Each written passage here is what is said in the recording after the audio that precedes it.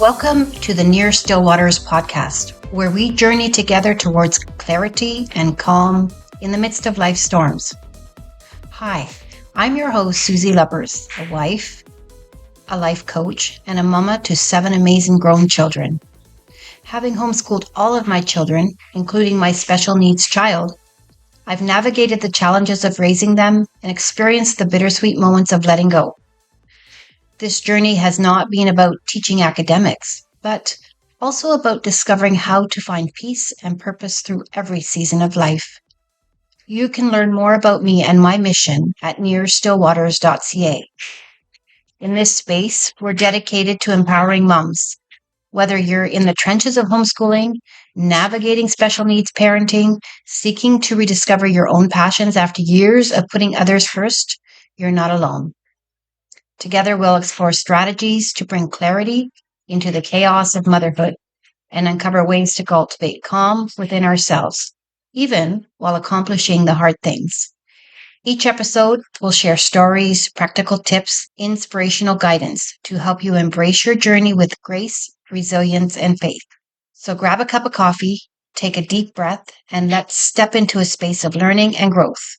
Welcome to the Near Stillwaters podcast, where your journey to clarity and peace begins.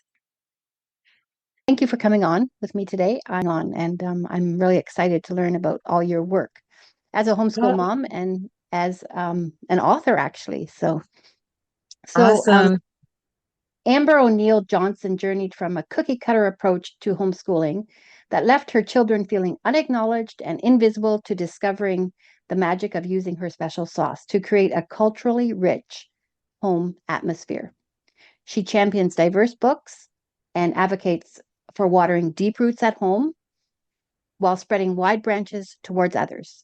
Amber passionately explores these themes and more in her books in a Place to Belong, a guide for families of all backgrounds wishing to raise their kids to celebrate their heritage, community, and the world, and Soul School, which helps parents take their children on a joy-filled literary journey through Black American culture. When she's not gardening with her audiobook, that sounds very familiar. I do that all the time too. And hiking with her 4 children, you'll find Amber sharing online at heritagemom.com. And then she also has an Instagram account, a rather sizable Instagram account called at Heritage Mom Blog. And then she's also on Facebook at Heritage Mom Blog. So go look her up there. It'll be well worth your time. And welcome, Amber. And I'm looking very much forward to our discussion today. Thank you so much for having me. I'm excited. Yeah. So you've had kind of a colorful journey in homeschooling, it sounds like. And I'd love to hear about actually your homeschooling journey. Like, so how can you share your journey from a traditional homeschooling approach to discovering your special secret sauce? Yes, I would love to. So I think for me, when I was an unexpected homeschooler, though we've homeschooled from the very beginning, that wasn't something that I had spent a lot of time thinking about or dreaming of. As I've heard some families say, I expected my kids to attend private Christian school. That's what my husband and I had already always talked about. So when I first began homeschooling, I did not have any idea whatsoever. What do homeschoolers do all day? What does that look like? What should I use? How will I know what to teach my kids and when to teach them those things? And I conducted a lot of research, which is kind of my personality, and I narrowed things down, and I went to homeschool conferences and shopped the expo with all the curriculum and things. And I started and I looked online and talked to other homeschooling parents that I reached out to that I met in my community. And I started doing what it felt like everyone around me was doing because they were doing a great job. I admired them as mothers and homeschooling parents, and I admired the relationships they had with their kids, and their kids seemed great, and I would love for my kids to be like that. And so I started on a very traditional path. And when I say traditional, I don't mean traditional in terms of like the type of curriculum. I was always using a literature-based approach. I started with Sunlight preschool program, I think, when my kids were really little. So it was never about like the like traditional academics, but just this idea that I would do what everyone else is doing. And at one point, I realized that that was not serving my kids well, and there were some things that were really missing. And um, I can, I don't know how much to explain here. I'd be happy to go into detail, but there Oh, were things yeah, that were go ahead. missing. I think Go ahead and mothers go into would detail. really Okay, benefit from, yeah, like hearing I that. think the more you can enlighten people, I think Okay, especially maybe new mothers or mothers who are struggling, and I think in this day and age that there's a lot of moms out there that are considering homeschooling and have a journey to travel to get to where you came. So I do think it would be beneficial to um to go in deeply as you okay. feel desired to do. Yeah. Okay, so I was doing all these things with my kids, and they were very like everything seemed very academically bright. We were reading poetry and singing songs and reading stories and spending time outdoors, and we were doing our Bible lessons, and it was very beautiful. But my oldest, at the time, who may have been 5 or 6, once we got into this for a while. I think I started homeschooling, she was 4, but once we getting into it, Yeah. we were starting to have problems with her. She was saying things about not liking her brown skin, not liking her hair, not wanting to be the only brown child when she went somewhere. She didn't have a concept of like race or ethnicity. So she's really looking at Yeah. like the color of her skin. And she's like, I don't like being the only brown person when I go somewhere. And I'm thinking, well, she'll be fine. I grew up as often usually always the only Black child in Yeah. environments in school classrooms and stuff. And it's fine. She'll be okay. She'll get over it. But she wasn't getting over it. And one day it all came to a head. I talk about this in my book, but briefly, we were at a facility, we were using the bathroom, and everyone was using the automatic hand dryer in the women's room. And when she went to put her hands under the dryer for whatever, maybe they were too little or she didn't have them in the right place and the dryer didn't come on. And she made a comment really loudly in the bathroom that, well, I guess the hand dryers only work for white people. Oh, And when we went out into the car, I asked her why she said that. And she said, because they know how everything works, because they made everything and they know all the important things. And I was like flabbergasted and very frustrated. And I'm like, why would you say that? Like, why would you think that? And she said, because you said that we study important people and things in school and we only study white people. oh, So oh in boy. this case, yeah, it wasn't what I was sharing with her that was damaging because it really was beautiful, the things that I Yeah, shared with her. It was what I wasn't sharing. right. So my lack of expansive or holistic learning with her Yeah, was sending a message. So it's a very tricky place yeah, because if I don't explain it well, it makes it seem like the books we were reading weren't good or yes. the things we were doing weren't. They were beautiful, but it wasn't enough. And so I had to do some introspection, deep soul searching to Yeah. say to myself, what am I presenting to her as the landscape of the world? And where did I get those ideas from? And what am I going to do about it? And where that eventually landed us is I decided that in my house, I have to not just have a beautiful homeschooling curriculum, but it has to be beautiful for the children I have and Right. our family. And that means that my little girl and her siblings need to see a lot of people who are look a lot of different ways and all of the wonderful things they've done through history, the things they're doing today, the art that they've created, the stories they've written, the contributions that they've made to society and mankind, and how that all fits into the broader, kind of global perspective. And there was no curriculum for that. Like, what does that look like? Wow, Who do eh? I call? I'm looking online, like, what's going on? What do I buy? Right? Like, I want to buy something that will tell me what to do in these lessons each day, and it didn't exist. And that's where I decided that I would have to look inside myself and pull out my special sauce and season our homeschooling curriculum with me because they were born of me and my Mm. husband, and we had to make it our own. And from that idea, I began sharing a lot, right, about how beautiful things became and how much my daughter thrived and flowered and how I really wish that from the very beginning that someone had told me to make it your own. Yeah. And that seems, a lot of people now are like, well, of course. And I'm like, yeah, not of course. My daughter is now a sophomore in high school. So we're talking a while ago, right? I wasn't Yeah. on Instagram. There was No. we're post-COVID now and all these homeschoolers are out here. I was alone and really struggling with doing things right and wanting the best for my kids. And I didn't realize that the best included a part of me. And so Right. now I meet all these moms and then in my case, it was about being Black because we're African Right. American family and Yeah. that's what was missing.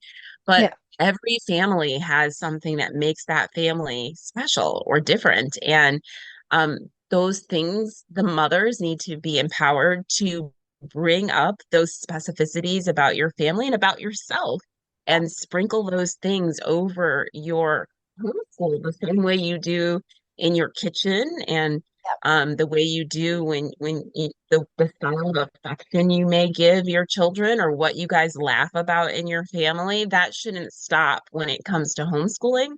When I walk into your home, right, I hope to see something very different than what I'm doing in my house, and still be able to look at you and say, Mama, what you're doing is glorious. Yes. So that's kind of been my transition, and I think that's what grew my platform and allowed people to relate to me because I'm talking about my own experience, but everyone can see that. Parents with children who learn differently or who have special needs, Yes. parents who live in the city and feel like they don't have homesteading and goats and chickens for their children to feed every morning. And what does that look like? And all these different circumstances.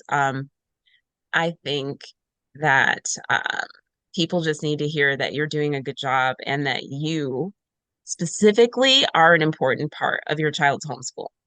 Yeah. And that's actually, I think, maybe the crux of homeschooling. Like, we as homeschooling moms and parents, we want um we want that for our children, but so often we fall back into that traditional school mentality where they have to accomplish this and they have to do this and we have to teach them this. But and you're right exactly in that point where you said it wasn't what I was teaching them, it was what I wasn't giving them. And that was what was not resounding with them. And you spoke about that pivotal moment with for your little girl, how when she said that the hand dryer wouldn't work for her, um and that was a pivotal moment for you, I think, more than anything. And what I think what I'm trying to say is, um how did how did you change things to Yeah. to make them work for your family? And like you said, it's going to be different for every family who's Hmm. experiencing. I have a special needs son, and Hmm. our oldest child is special needs, so we had to change things completely for him. High functioning special needs, but we had to, and he learns well, but we did have to change many different things, not necessarily his education. Hmm. I also have one son who's has struggled with reading, so I had to completely change things for him too. So, how did you change things for your homeschool to fit and to Hmm. make your little girl, your Hmm. children, not feel like, oh, just because I'm a different color, I can't do things. Like, Yes. how did that work for you? Yes. So I had to do two things. I would say the first thing is I had to do a lot of work in myself. Mm. Because I had to think about like what was it about me that or what I was doing or the way that I thought that I kind of let things get to this point and how mm, there was some resistance inside of me when she was saying these things to me. And I had to grapple with the fact of like, how do I feel about being Black? Like, have I really, like, do I really feel like it's something to celebrate? Do I really feel happy about it? Or have I survived by um, assimilating at a really high level with the way that I talk and the activities that I participated in and the way that I was raised? I've had such a high level of acceptance in white spaces that perhaps I had not, there was a disconnect there. And maybe, like, I guess I can't really, there was something inside of me. It wasn't just like the curriculum. Like, why didn't I see that I should Mhm. have been telling her about those things? So I did a lot of work with myself. There were other things related to it during that same time. She wanted to know why she had to wear her hair curly, but I wore my hair straight Yeah. and things like that. And I'm like, oh my gosh, This I is don't, what's deeper. the answer? Yeah, what's the answer to that? Why do I expect her to come out here in her full African American glory? Yet I'm presenting and I'm not willing to Ah, step out of the house fully looking like how I was created. So we had to talk. I had to talk to myself, me and God. We had to talk about it. yeah, Um, and so there was some healing there. And then in terms of actual what it looked like in my house, I honestly wish that I could say that that day I turned everything inside out, but I still lacked confidence because who am I to change the curriculum, the scope yeah, and sequence and other yeah, things?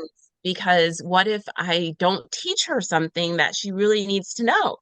And yes, even though she was like 5 or 6 at this point, I'm like, what if she can't do well on the SAT and then she can't go to college and then she won't get a good job and it'll be because I didn't teach her the yes, right I things know. and I'm gonna Yeah, fail and I'm gonna fail her and I'm gonna embarrass myself and I'm going to make life hard for my daughter. Like these are all the things that are yes, piling up on me. So I didn't think I should change it. Well, so I messed around with the summer is what I did first. I made what my friends lovingly call my black summer. And, we did all the same things we did during the school year that I was using curriculum for. And it wasn't just Sunlight, it was other curriculum like Charlotte Mason curriculum, other things. So we read books about Black people and we studied Black history and we still read poetry, but we read poetry from Black people and we listened to Black folk songs and hymns and Negro spirituals. And we cooked soul food and we visited field trips that really dug into Black culture. And we saw African dancers and drummers. And I was like, just going in every direction because I was like black, black, black. I don't know. And along the way, I was learning myself. And what came out of that summer is we had a really good time. We learned, I say we because myself too, because yeah, remember, I didn't have that type of education, so I was learning along with them.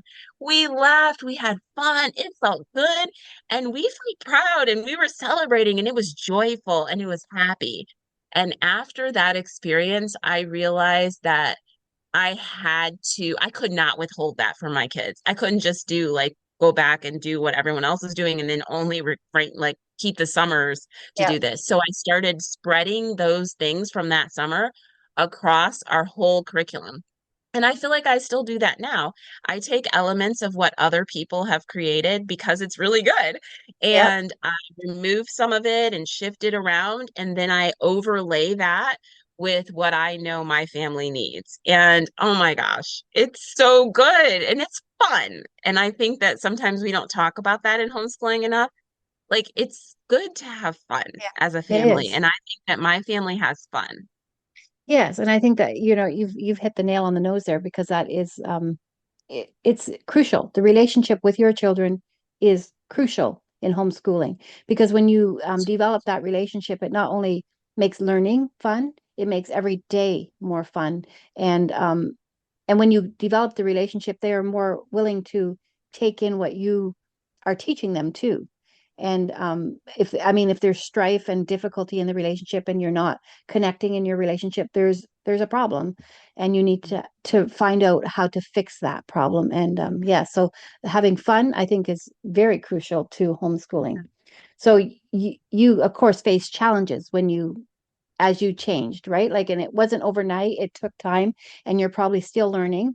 As any mother will have to learn whatever her challenges are in to her children. How do you think that process went? And do you think you've arrived, or are you still learning? Well, I'm definitely still learning, but it's coming from a different perspective now. Like I'm more enthusiastic and confidently learning, knowing that I can do it.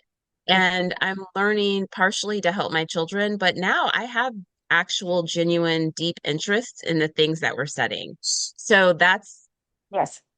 I became a student in the process of homeschooling my kids. And so it doesn't feel like a chore as much as it did in the beginning. And not a chore because I didn't want to do it, but a chore because it was super hard. And I will say that for many years, and to some degree now, maybe not my youngest, because now he's coming through, he's my fourth one. I got his stuff down, right? But for my first child, maybe a little my second, I for many years was about 2 or 3 nights ahead of my oldest. And so what I'm saying is that I'm not like people look at me now and think I'm an expert at Black history and like anthropology and sociology and literature and all of the things. And I'm like, oh, I'm sorry, but no.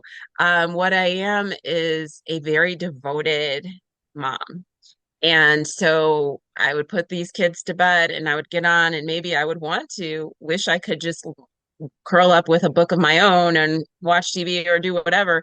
But I was online and reading books and trying to learn what is a pathway, what is a scope and sequence for like my kid. And I'm Right. pulling in these different like ideas and everything. So I will say that I never like went away and like got it all together and then came back and delivered it to my kids. Right. Really, we didn't have an overall view, but I was learning each night. I was learning each night, and then Wow, I that's was coming amazing. and guiding them, the next couple of days, and that means that sometimes we moved faster, and I don't know. And they would ask me a question, and I'm like, I don't I need to know who figure it that out. is. I don't know what that means. Like, I'll have Yeah. to figure that out, and we'll do it together. And I think that even in that, there was so much learning. So the children have seen me as a lifelong learner. They've seen that we can do hard things. They've seen that that passion can take you a long way, but I need help.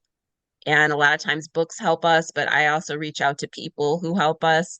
And that I'm not all knowing. And they recognize, and I've reminded them frequently, they at their young ages, they're about to be either we're in birthday season, so some have already turned, but they're 15, 13, 11, and 9 in short order. Yeah. And so they all, including the 9-year-old, know more about Black history and culture than I did when I became a mother. And they know that that's a humbling thing for your kid Yes. to have to reveal to your children. So I Yeah. think that to answer your question, it's a process, it's still happening, it's very imperfect, and it's also good at the same time. Yes. Exactly. And that's the blessing of homeschooling also, that you can do it imperfectly and Yeah. and give yourself grace and your children grace, and they can still benefit from it. You're living proof of that, in the sense Yeah. that you're teaching them way more than what you ever learned in Yeah. that scope. Yeah. So why are diverse books so important in the homeschooling environment? Mhm. And I think you did mention how it was affecting your daughter, but how did you get, like, I know you were studying and teaching them, but how do you work that into your homeschool with books and etc.? Well, I think that diverse books are really important because we can learn so much from books. Like we can go places, and my family does. We travel extensively and we do all of that. And those things are so important, and relationships and all that. But at the end of the day, books, that's how we learn. And I think that when we only read about one type of person, whether we're only reading about ourselves or we're only reading about someone else, Yes. both of those are equally detrimental. Yes. And so I think that it's really important for our children to read expansively. And I think that when they're reading about themselves, um, they learn about where their place is in the world, and they learn about how other people perceive them, and about how even though they may be similar to someone else, they may look similar to someone else, but their experiences could be totally Hmm. different. So they Yes. understand about what stereotypes are, or what's true about shared cultural norms and values, and all of these different things. They learn how layered people are. So for my family, we're Black. So we relate to things related to that, but Yes. we're also American. So we Yes. relate to those things as well. And my husband and I are both from the Midwest. Okay. So, but my kids were all born in Georgia and we live in Georgia. So my kids are born in the deep South, and that Yes. that Yeah. matters. There's a different flavor than the Okay. Midwest. And so what is it like for you to live somewhere and be from somewhere, but your parents are from something else, someplace else, and don't have those same experiences? I mean, all of these different things that make us who we are, you can read those things in books. And I think that my family, our bookshelves were unbalanced, meaning that we were reading beautiful books, but they were only about other people. So my kids were always reading about other people. There was a part of it that they could relate to, right? Because Yep. again, we're Americans, Yep. or they could relate to kids who spend time in the creek or who love to fish, Yeah. sure. But there was a huge part that was missing. Somebody else's shelves might be unbalanced in the other direction. Their Yes. kids may spend a lot of time reading about other people who have a lot of shared ethnicity or cultural background or just experiences or life or where they live or how they live. And they may not spend very much time reading about other people. And I think that in both of those situations, our children are hurting. One are lacking and therefore hurting. But one difference is that when you spend a lot of time only reading, mostly reading about yourself, your child likely will never come to you and say anything because they don't know what they don't know. It feels Yes. normal. I were reading Exactly. about me and Yeah. I feel good. So it might seem like there isn't anything broken. But when you're reading from the perspective of you're always reading about someone else and never about yourself, Yeah. typically your family, your kids will be highly impacted. And so part of my messaging is just because your kids aren't coming to you and saying, "Hey, I'm really suffering because I don't read about other people." I just want to point it out that it it you have to be forward thinking in that way Yes. to give them what they don't know to ask for. Yep. Um, and I think that ultimately it brings our children closer, and that's what I've seen with my kids and their generation. They Yeah. um, don't have all of the same struggles that maybe our generation, Yeah. definitely not generations For before. sure. Yeah. And For it's sure. because they know about each other. Yeah. They care about each other in naturally and inherently. And I want us as parents collectively to pour into that. I think that's important. And I think homeschoolers are everyone can do it, but we really have, we're at the forefront there because we Yeah. have so much influence over Yeah. what children are learning and where and how. Yes. And Exactly. so I feel like we should be leaders and not Yeah. followers in that way. Exactly. Yeah. Are you navigating the rewarding but challenging journey of homeschooling? Do you sometimes wish for guidance tailored just for you and your family's unique needs? Hi, I'm Susie Lovers, Christian homeschool life coach, and I'm here to help you find clarity and peace in your homeschooling adventure. Join me on my podcast, Near Stillwaters, where we explore the joys and hurdles of homeschooling with faith and love at the center. And here's something special just for you. I am offering a free one-on-one coaching session to help personalize your homeschooling experience, ensuring that it aligns with your family's values and goals. Whether you're looking for fresh teaching strategies, need help balancing your day, or want to deepen your self-awareness techniques, I'm here to support you. This is more than just advice. It's about building a community and growing together in faith and knowledge. Spaces are very limited, so don't wait. Visit nearstillwaters.ca or click the link in the episode description to schedule your free session today. Also, I'm offering a $27 course on children's different learning needs. So there's different ways that your children learn, and it's very important for you as a parent to discover what that is. I've created a course with a beautiful, full-fledged e-booklet to go with the course. It's just a mini course. It won't take long to get through, but the knowledge is abundant. Go to nearstillwaters.ca, click on the Unleashing Potential, find Nurturing Your Child's Learning Style. You will be able to download for $27 this small mini course along with a beautiful workbook that you'll be able to go back to again and again. And you will be able to help your child in a way more effective way as a homeschool parent. This is a must-have for every homeschool parent, all at the low cost of $27. Get your copy today.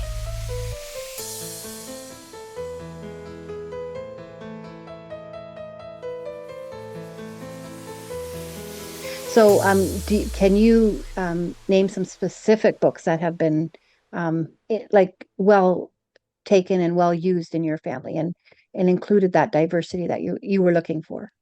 Mhm. And so some of these are, in our family, we have lesson books, which are like our subject, our school lessons, but we have what we call fun reads, and we're just a family of readers. And so some of these are a mixture of those two things. But I like to look for books that um, show a wide expanse of Yeah. experience. And so I'll start with like something traditional, like Roll of Thunder, Hear My Cry, and that whole series. A lot of people are familiar with that. And I've seen it on several like book lists as suggested banned books, and I've heard people have concerns about it and everything. And I'm like, well, that book changed my life. So Okay. I read it actually in fourth grade, which even now I'm like, fourth grade, but okay, that's when I read it.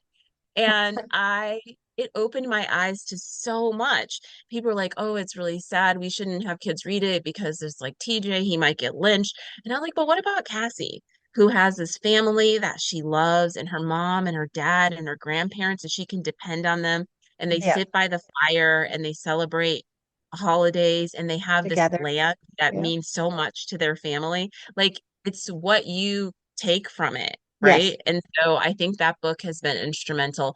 And then let's switch over to something totally different, like a book like Amari and the Night Brothers, which is a contemporary fantasy novel. It's a fun read in my family. The third book is coming out this week, I think.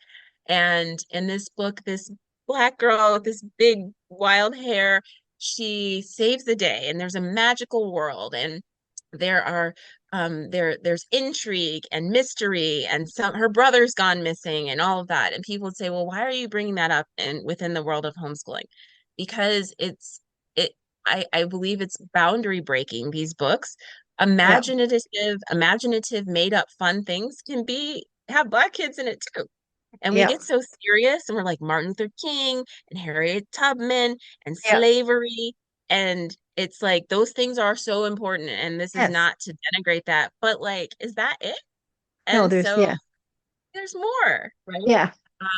I think that picture books like Max and the Moon. I'm so bad at titles where he's following the moon home. He doesn't want to leave his grandfather's house, but his grandfather tells him, we're still close together. We both see the same moon. Yeah. And on the whole drive home, he's like looking for the moon, and for a little bit he doesn't see it, and he feels like a Yeah. detachment there. He's lost his grandfather, but then he sees it again. Yeah. And I'm like, to me, I look at that story and think of how universal it is, one, Yes. but also how a book like that shows like this little boy, his grandpa loves him too, and he loves his Yeah. grandpa, and it humanizes this idea of our differences being um, secondary to our similarities and shared Yes. experiences. So Yes. those are a few like Exactly. really quick. I mean, there's a Yeah. million. I wrote a whole book about books. Yeah. So Yeah. hundreds and hundreds I could go into, but All I guess right. I'm just giving you an idea of the wide range and directions, the multi-directional impact I feel like literature can have. All right. So let's talk about your books then. So what inspired you to write A Place to Belong? Well, I wrote a book that I couldn't find. And specifically, what I wanted was a book that didn't make me choose between watering very deep roots for my children and expecting my children to spread wide branches toward other people. And it felt like a lot of the things that I was reading at the time were either saying, go hard for yourself and your family and your people. And, this was on the heels of George Floyd and COVID and all of that. And it was just like, boom, boom, boom, boom. Yeah. Or it was like, everybody is important. Love everyone, do everything, reach for everyone, whatever. And I'm like, and then my kid's going to wither. because that's what was happening. I tried that before, it didn't work well. Right. And I also don't want my children to be self-centered and think that they're the middle of the whole Yes. universe. So Yes. I thought about, why can't you do both? Why can't our goal be to water deep roots for our children, to let them know how valuable and unique and important and loved they are, how, for them to fit into our family culture, and for us to create an environment of belonging for them in our homes, deep, deep belonging, where our children say, I know that my parents, they don't just love me, they actually really like me. They like who I am. And that's Yes. a big difference than only saying that, you're my mom, you have to love me, but I like you too. Yes. And at the same time, you're not the center of the world.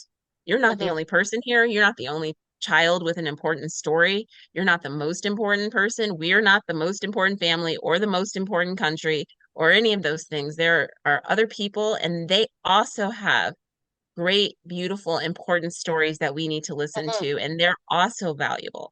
And so that's really what this book is. It's a blueprint, I guess, and it unfolds all the things that I did with my family over the years that got us from where we were, which was not in a good place, to where we are today, which is flourishing and thriving.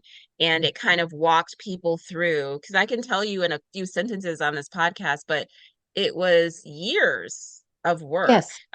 There were years of Yes. work, and the book walks people through that and gives them ideas.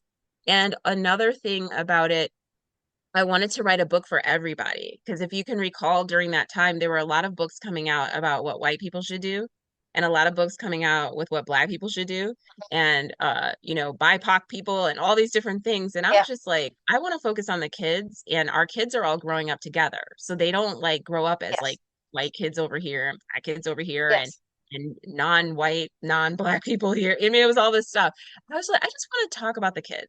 And so this book is for all parents and all families, with the idea that our approaches will be different, but we all are working toward the same goal. Right. Yeah. Like you were saying, we're not the only family, but we are a family. Just, Yes. Yes. like we're important. We're not Yeah. more important, but we're important as just Yes. as like anybody else is, right? Like we're Yeah. all created under God, and God views us Yes. all the same. So yeah, that's a really amazing. Um, Which seems like very intuitive, right? Because you're like, yeah, of course. But there's a lot of stuff out there that literally does make you choose. Like, you can denigrate your family and downplay who your kids are in order to uplift other people, yes, make your yes, kids feel like trash, or you can, really build into your kids in this sense of like, you're yes, everything, blah, blah, blah, and then kind of poop on everyone else. yes, And so I think, like you said it perfectly, that yes. our family is not the only family, but our family matters too. Yes. And I think that that's the way God views each one of us, every one of us too. Like we're not above anybody, we're not below anybody, we're all equal in his sight, right? Like in that um and yeah, that like it doesn't whether you're rich or poor or black or white or it doesn't make a difference to God, right? Like he equally extends his grace to every one of us. Yeah. And We have to yeah, do that with each other. I think, like, yes. one of the things I mentioned in the book is this idea, we tell our children, well, the word says love your neighbor as yourself. Well, there's two issues there. If the child doesn't love themselves and doesn't Yes. know what that feels like, How? then Yeah. you're asking them to do something and they don't know. So it's like, if Yes. I say, "Here, make this taste like this dish," and I'm like, "I never had that dish, so how do I make this other dish taste like it?" So I Yes. think that that becomes important. And some people have said, "Oh, well, that's like self-love and new age, woo woo woo." And I'm like, Mm-mm. no, only if you make it. That has nothing to do what I'm talking about. I'm talking about loving yourself as with the understanding that you were made in the image of God, Yes. right? Not Yes. idolizing yourself, not No. idolizing yourself, loving yourself as part of his creation. He loves you, Yeah. and he wants you to take care of yourself and to understand Yeah. how important you are to him. And therefore, you'll also love your neighbor in that same way. In that way. So Yes. I think That's that, exactly. Yeah, that's a good point. Like the Bible does also speak about how we are wonderfully made, right? So yes, um to make us not wonderfully made, yes, this world is also ridden with sin, right? Like that's all over the place. But we were created in God's image perfectly, right? And so we're wonderfully made. And to deny that would be to deny God's good work in that sense. Like we are all um, beautiful in that way because we are reflection of Him and who He Yeah. is. So yeah, Yes. yeah. And then you Um, also, I don't know if it's released yet, but you also yeah. wrote Soul School, right? Right. Right. Yes. So it's available for pre-order right now. It ships in January 2025. And Soul School is about taking kids on a joy-filled journey through the heart of Black American culture. Wow. And so the first half of the book spends multiple chapters talking to parents about what you can expect to find in literature that reflects Black culture and history. Particularly Black American culture, but obviously you can't talk about Black American culture without talking about the diaspora worldwide, Yeah. globally. But it talks about, these are the things that I look for in literature, and I've become an expert on children's literature, Black children's literature. Yes. And I'm trying to share that expertise with other people. Like, it's not a secret. Here's what I'm looking for. I'm looking for books that bring about this. I'm looking for books that talk about these things, and here's why. And I make it very clear that I'm looking for books that say there's no one way to be Black.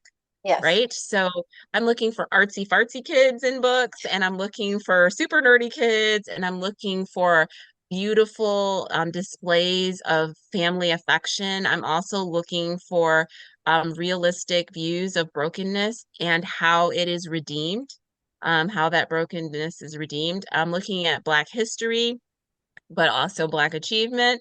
And I'm looking at just kind of fun and beautiful things. And I'm also looking at hard and tragic things and how all of that plays out. And I spend these chapters talking to parents about that. Then the second half of the book is comprised of these really rich, robust, curated book lists. And I start with preschool all the way through high school and give ideas for these books. I talk about what the book's about, why I'm recommending the book, and give ideas for discussion questions of things you could talk to your kids about, whether you've read the book or not, and then ideas for kids who want to explore these areas further.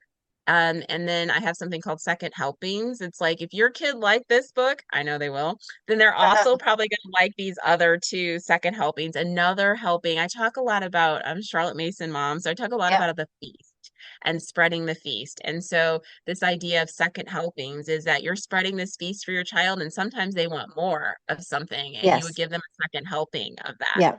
So Yes. that's not kind of that's exactly what soul food, oh my gosh, Soul School is. The name of it is a play on the word soul, meaning Right. that I think these books are good for the soul, for all Yeah. children, either to learn about themselves or other people, or even to see the similarities between themselves and their neighbors and friends. But also it's soul, like soul Yes. music, soul food. Everybody knows exactly what I'm talking Yes. about. And so I mean it in both ways. And I kind of got that idea from this book called Shop Class as Soul Craft.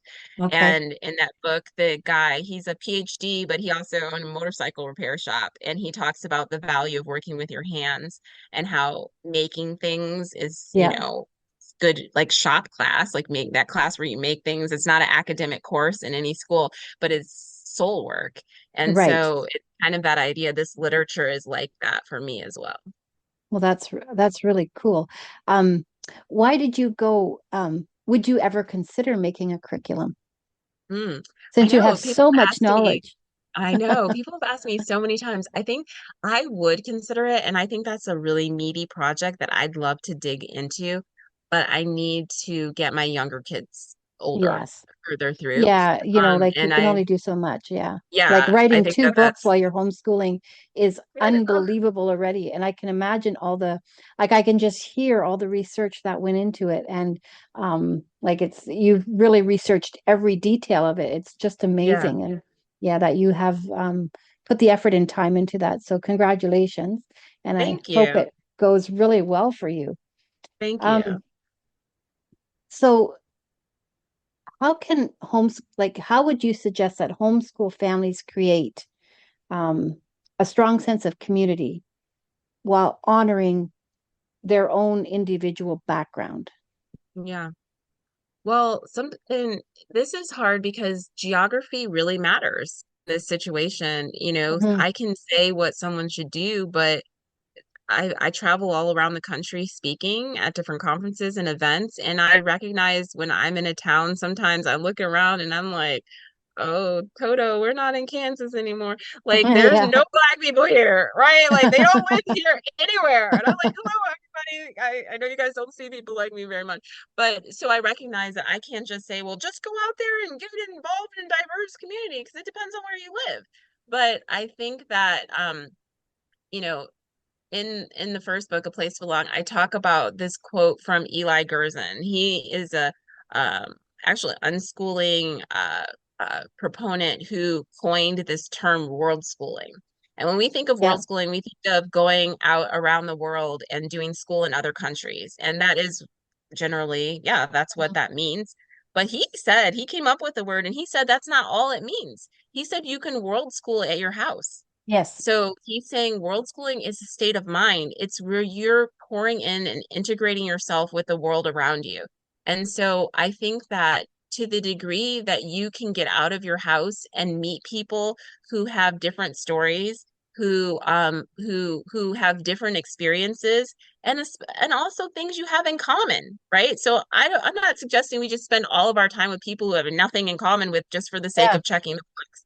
But what I'm saying is, can a lot of people be invited to your book club? Can you read, books that will attract different families? Can other people go out in the woods and go hiking in your nature club with you? If so, you're going to have to go outside of your normal, probably, I don't want to say bubble because that always has a negative connotation, but kind of Yeah. like your community outside of who you're used to doing life with. And you're going to have to extend invitations to do these things. Yeah. It takes effort.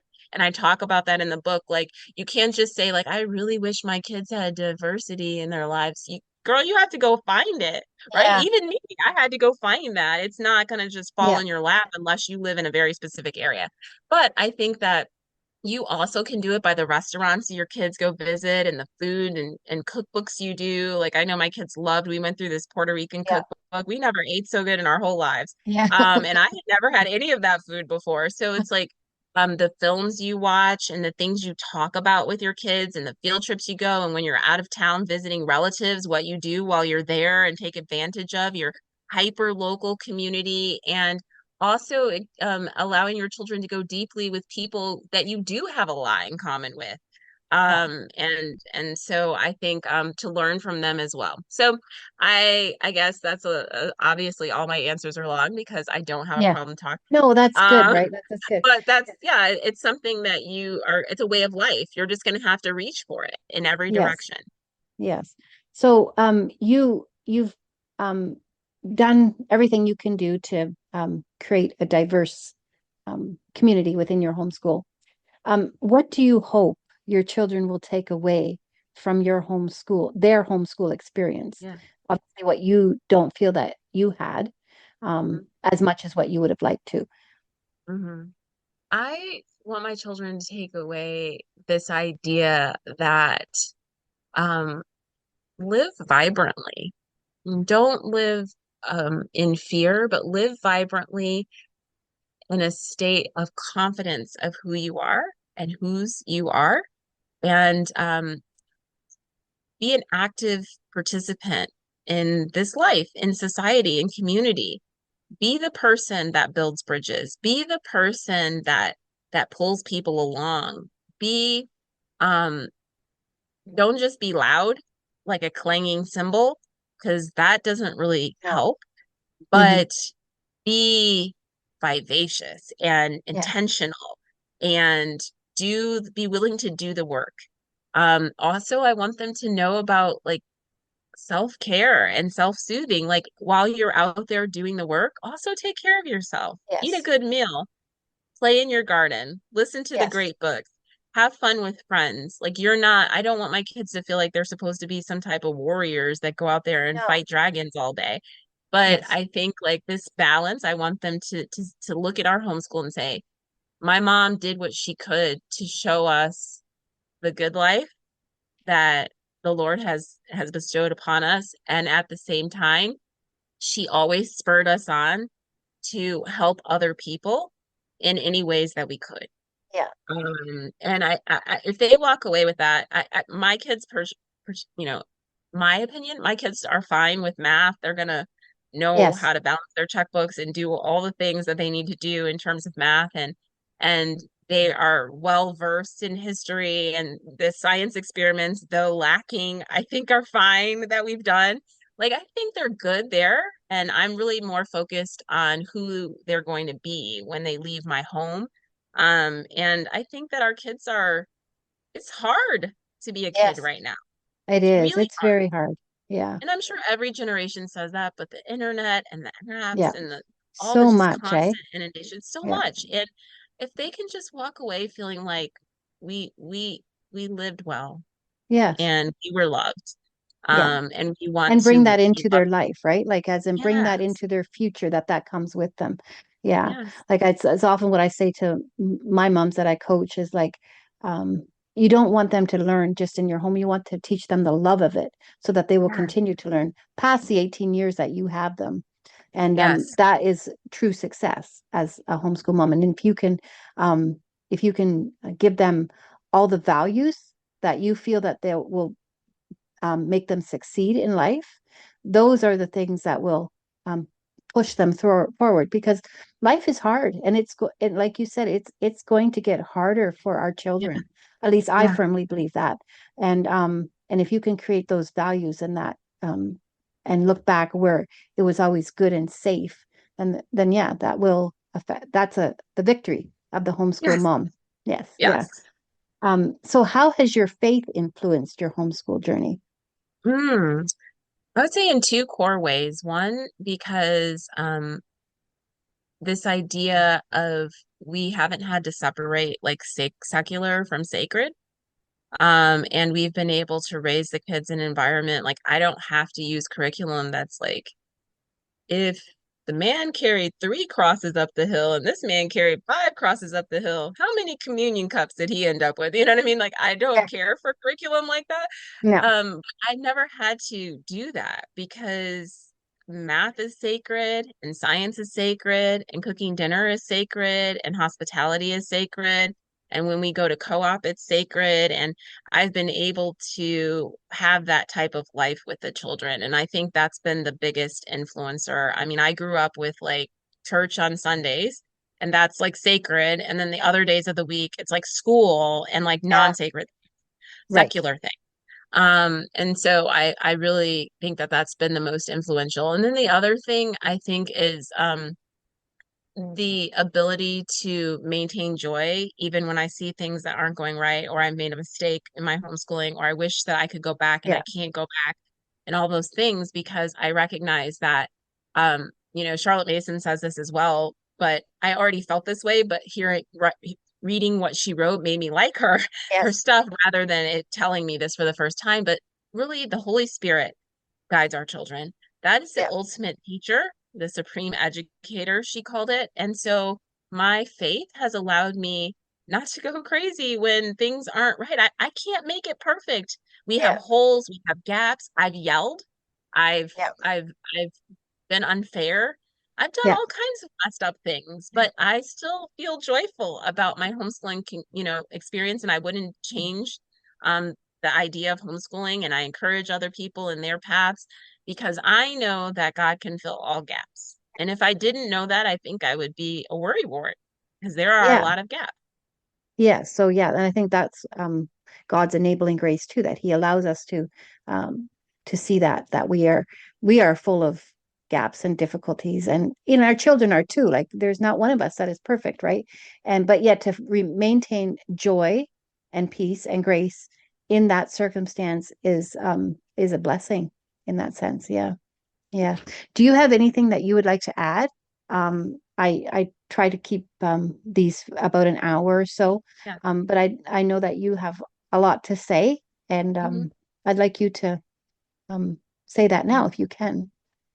I would just add that it's going to be okay.